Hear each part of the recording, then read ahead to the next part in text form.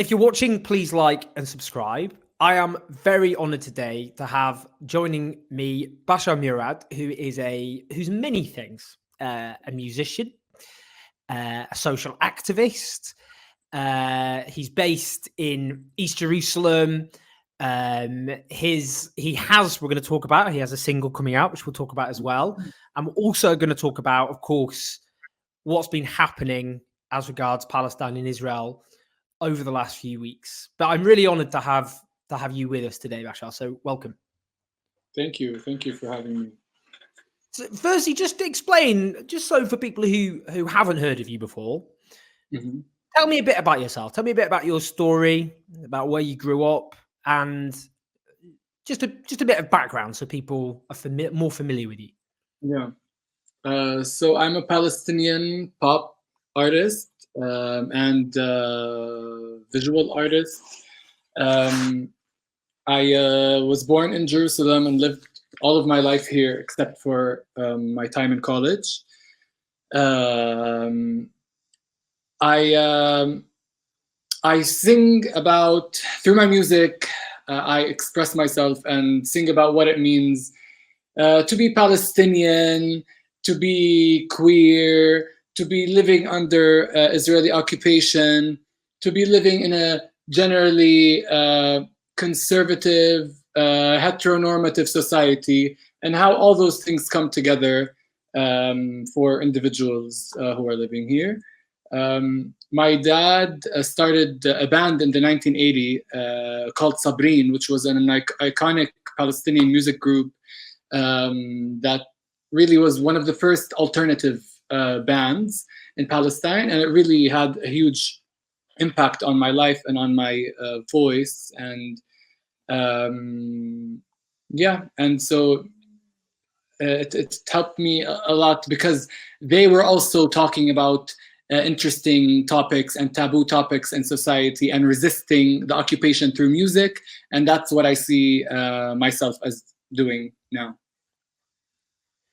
So one of the things I'm going to put to you, I mean, we'll talk about obviously other aspects, but I'm very interested in this because often apologists for Israel's occupation and Israel's apartheid system will say this, and they'll say this, I speak as a queer person, but they say this to people in the West. They say, why don't you go to Palestine then as a gay person?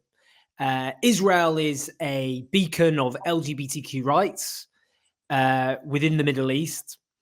And they will say, particularly in Gaza, I don't think they're generally, to be fair, familiar with the nuances because it's a different situation in the West Bank, which I'm sure you can tell us about.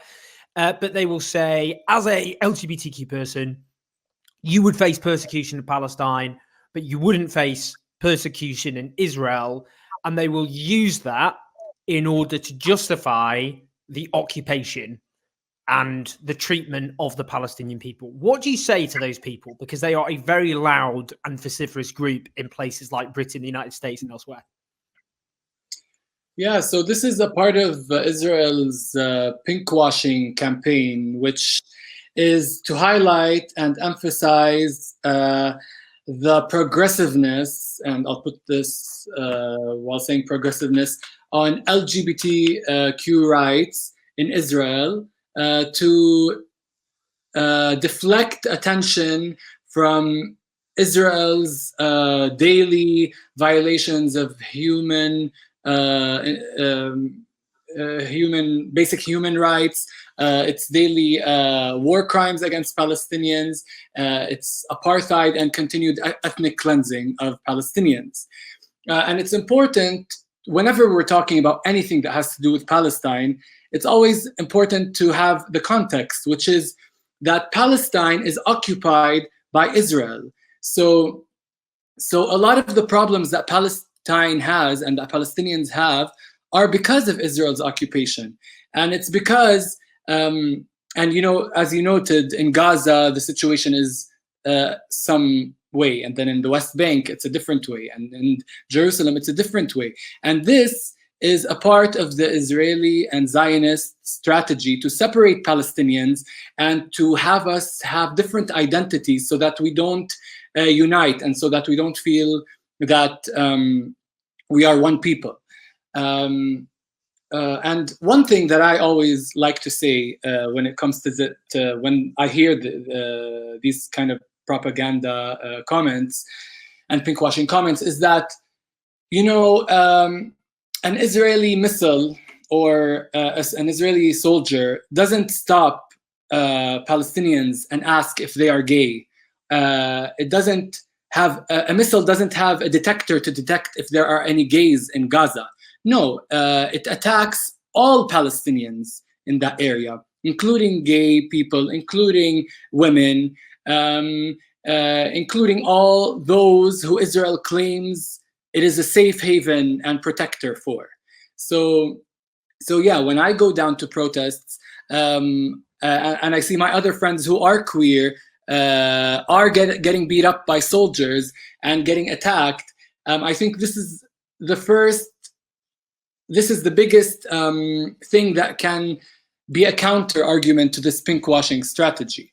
And of course, I'd like to add that, of course, I care as a queer person. Of course, I care about gay rights, but that's not the only thing I care about. That's not the only measure for whether a country is progressive or not. We need to be looking at all kinds of human rights violations that are happening, including violations of attacks on children, attacks on women, attacks on Palestinians in general, including women and men and children who don't have basic human rights. So to wrap this up, just Israel will not maybe discriminate against me for being queer, but they will discriminate against me for being Palestinian. So, yeah. I mean, tell me your own experiences. We'll talk. I'm very interested, of course, talking about your music and your wider activism. Yeah. But of course, we've seen over the last few weeks what's been happening in terms of occupied Jerusalem. We're seeing the ethnic cleansing of Palestinians, of course, from Jerusalem, and we saw a renewed onslaught against Gaza, in which I suppose what is sometimes called a conflict, but is so asymmetrical. Where you have one power, which is conflict implies there are two equal sides, right? Exactly. But here, this is not what we're talking about. Yeah, sorry. A military? No. I wasn't. It's not for me to dictate to you your own experience. But of course, a military superpower against an occupied people, and we can see that reflected in the deaths. Obviously, a horrible number of Palestinian deaths. Tell me about your own experiences, your own as someone from occupied Jerusalem, what's been happening in Jerusalem, and the experience of Palestinians that you think people really do need to know, because the danger is we get this flare up, people speak about about Palestinians, about their oppression, then they stop until the next time. So what would you say in terms of your own experiences that people need to know? Yeah. I think what people need to know, so I live in Sheikh Jarrah, which has been in the news a lot actually recently, and it's where a lot of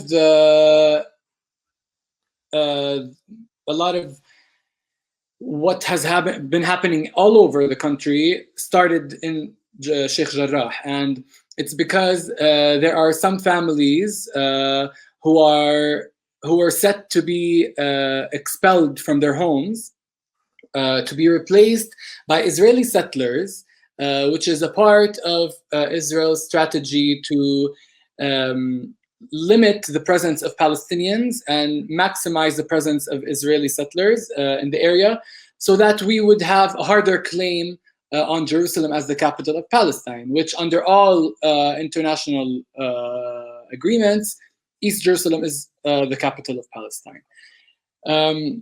So these two siblings, Muna al-Kurd and Muhammad al-Kurd, started a campaign called #SaveSheikhJarrah, and it started getting really big online. And so we started going down to these homes and to these families to stand in solidarity with them, to have iftar during Ramadan, to break fast with them, and to demonstrate against something that we all know is unjust. so I started going down. What was so beautiful is seeing that there was no faction behind this. This was not about Hamas. Was not about Fatah. It was about mostly youth, but all kinds of Palestinians who are coming, including men, women, kids, Muslims, Christians, and atheists, and queer people, all coming just to stand in solidarity with our Palestinian neighbors. And so the disproportionate level of violence from the Israeli forces, the Israeli military, the IDF, was crazy to see, because they were attacking unarmed civilians who were just standing and like either having iftar or singing or chanting. There was no violence, and they're all unarmed, and the military would attack them with extreme hostility. And I think it's a strategy that is used to scare people into not coming again. But if people don't know, Palestinians are very stubborn and resilient, and they have been for the past 73 years. And they kept coming back. And the campaign started getting bigger and bigger, and on social media, it started getting very big. But international media was not covering these stories at all. The only time they started to cover them was when Hamas, after weeks of protest, threw rockets into Tel Aviv and into Israel. And this is when, as usual, the international media coverage starts. It starts saying Hamas-Israel conflict, or attacks on Hamas. And you can see there is attacks on Israel. And you can see there is a very biased kind of coverage that neglects all the buildup to what's happening. It neglects that there is an occupation that's been going on for decades. It neglects that this campaign started as a very peaceful demonstration of Palestinians coming together for what is right. And it automatically makes it a religious conflict of Jews against Muslims, as if there are no Palestinian Muslims, Christians or other religions. And now there's a ceasefire between Hamas and Israel, and unfortunately, it kind of gives the impression that this conflict is over.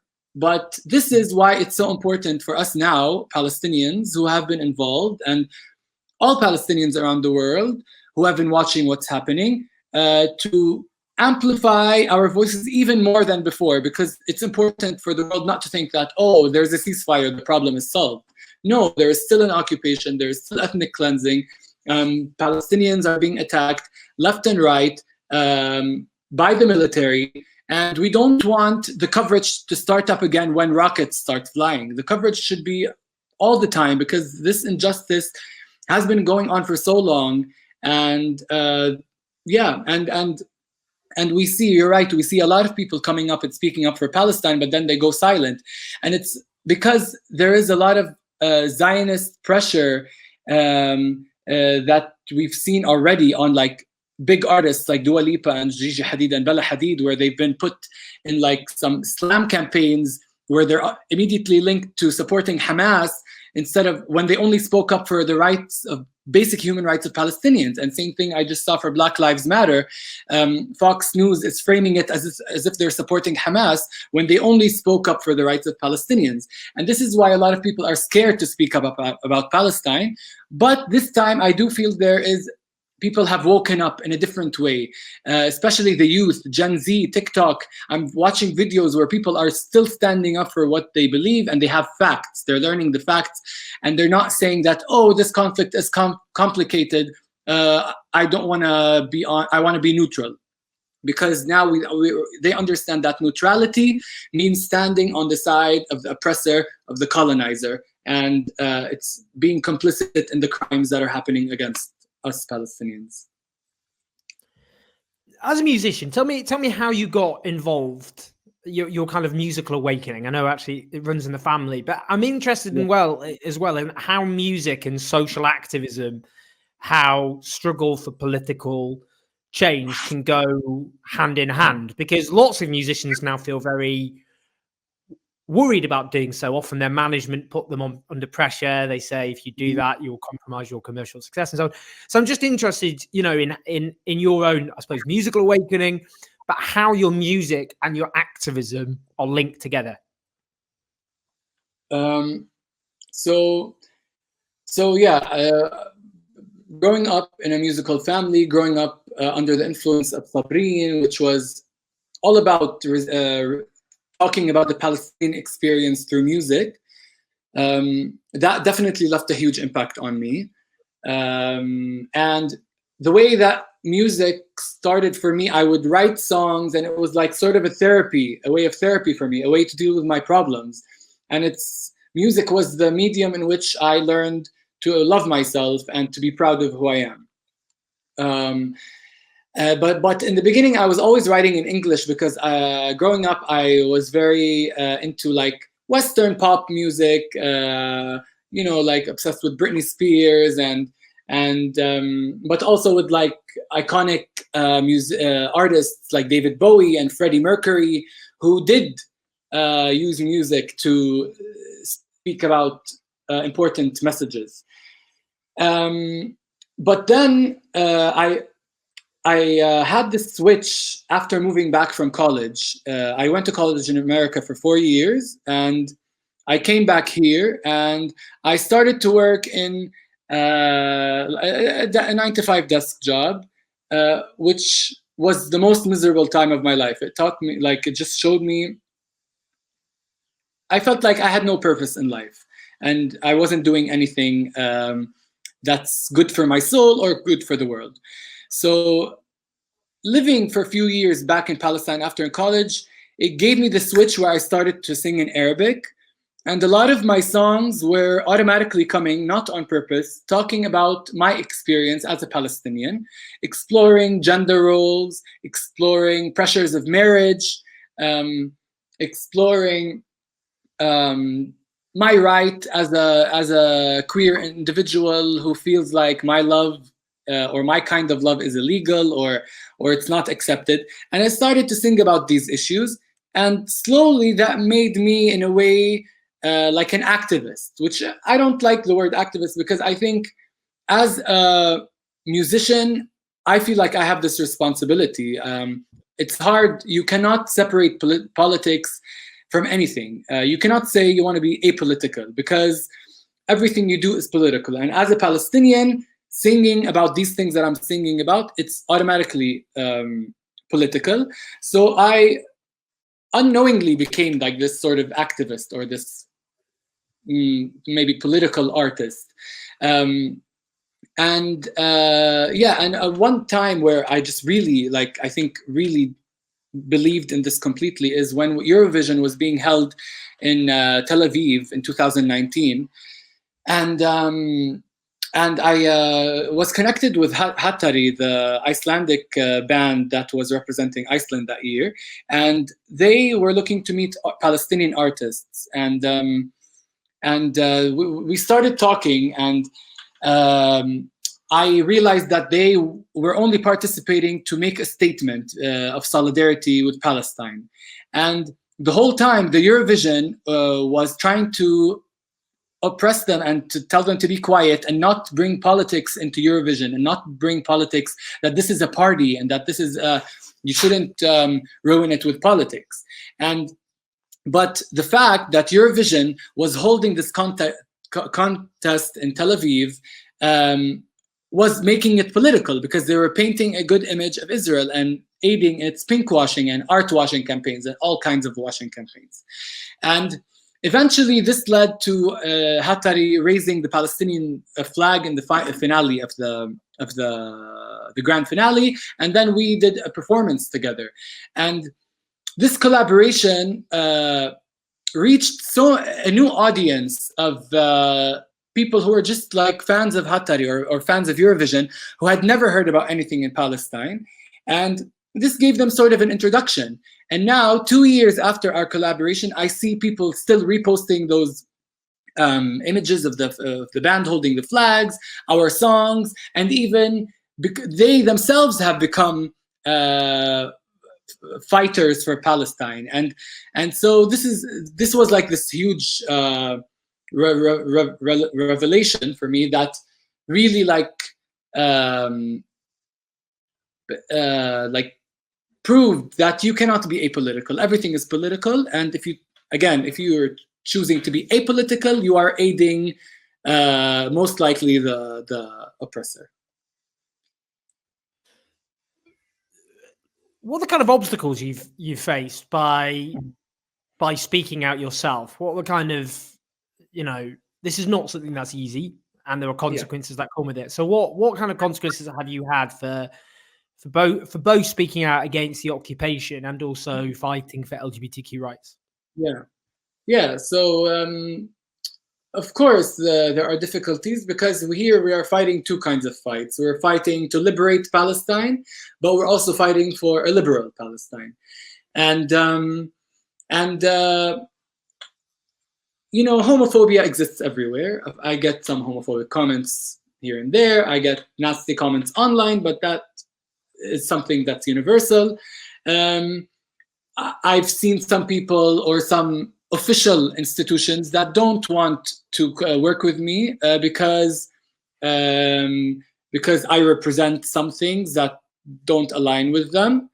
And at the same time, I feel the danger from like the occupation. I feel scared by speaking up about these things and about being vocal online, because we know that everything is being watched.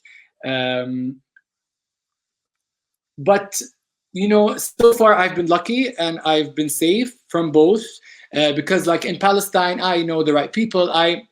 I've chosen the right community, and my strategy has always been not to be like extreme or push people, because I don't want to push people away. I want to be inviting and to slowly create a bigger community, and I think I'm being successful at that. And everything, all the risks that I've had, so far, luckily I haven't been in danger, but I've been willing to accept all the kind of pressures and dangers, but who knows what could happen. Before I finally ask you about the single that you've got coming out, what would you say to people outside of Palestine who have seen, maybe on TV, on social media, the horrors that have been committed by a state which, it must be emphasized, is actively armed and supported by their governments, which could not behave in the way that it does, including breaking international law, without the support of the American governments and its other Western allies? That they feel often impotent, they feel lost, they have this anger and frustration, but they don't know what to do about it. As you've said, there have been musicians, for example, who've spoken out and faced the consequences, including this horrendous full-page ad in the New York Times against Dua Lipa and others, just defamatory stuff. People often, they feel scared to talk out, perhaps, but they don't know what to say and they don't know what to do. So what would you say to those people who feel that they want to stand with the Palestinian people and do something, but they don't know what they should be doing? Again, I'll say do not be neutral. I will say, whatever happens, if they believe that this is a just cause, and I think everyone who does enough research eventually comes to this realization. If you believe that it is a just cause, you shouldn't be afraid of the consequences, because it's just a sample of what Palestinians on the ground are going through. This is a constant 24/7 oppressed dynamic that we're going through. And I need people to not feel helpless. I need people to understand that every voice counts. This social media campaign has shown us that, it has put some pressure on Israel. They're actually paying attention to social media now and trying to suppress people. So that's why we should be louder, especially people living in countries like the US and others who are funding, arming the Israeli military, who are supporting settler organizations that are part of the ethnic cleansing campaign. They need to be awake. Because they can do a lot about this. They can contact their representatives. They can sign petitions, go to protests, and all of this really will make a change. We need to understand that we're not living each in a vacuum, that the world affects each other, and that injustice here somehow has an effect on injustice there, and that we need to understand that we're all connected. Yeah, I think that's it. Very powerful. So finally, tell me about your single, and also tell me about your own, I suppose, your hopes, your dreams about your music, what your ambitions are, and where people can, you know, listen to your music. I know you have a YouTube, for example, but just tell me a bit about that. Yeah, so my music you can find everywhere on all streaming platforms: Spotify, Anghami, Apple Music, Deezer, etc., YouTube. So yeah, on June 11th, I'm releasing my first EP, which is titled Maskhara, and it's a 4-track EP. The title track was actually released in December, and there's a music video. You can watch it on YouTube, and it basically, the whole album talks about everything that I've been talking about now. It's about being queer, about feeling that no one understands me, whether it's my own community or whether fighting against occupation. It's about pinkwashing, and it's about, there's also a track, the third track is called Intifada on the Dance Floor, and it's a play on this trope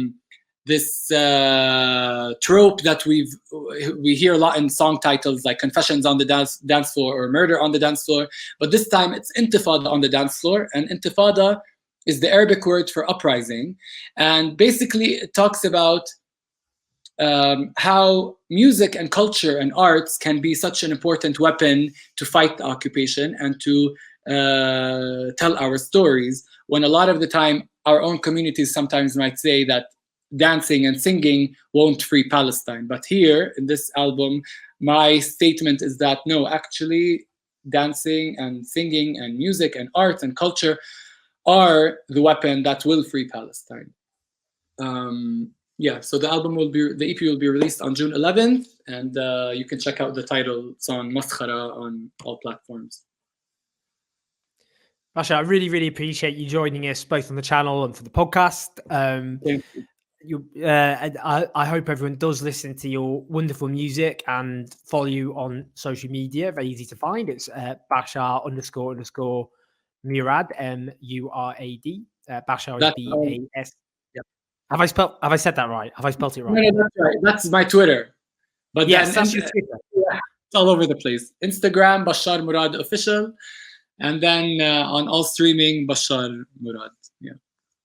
Fantastic. Well, we really appreciate it. And it was such an eloquent defense of people's fight against occupation and apartheid. And also so important, as you say, that pinkwashing, that attempt by supporters of Israel's oppression of the Palestinian people to weaponize the oppression, the common oppression of LGBTQ people in order to justify the oppression of the Palestinians so brilliantly. And also to dehumanize the Palestinians, just to say, oh, they don't support queer rights, kill them all. Like, what is? I don't understand it. But yeah, it's fascinating in the West when you often get far right types where the only time they talk about LGBTQ rights is to attack Muslims in general or Palestinians specifically, and other than that, they often themselves, of course, opposed to LGBTQ rights in the West. So it's a fascinating, disturbing, but you've exposed it brilliantly. So thank you so much, and solidarity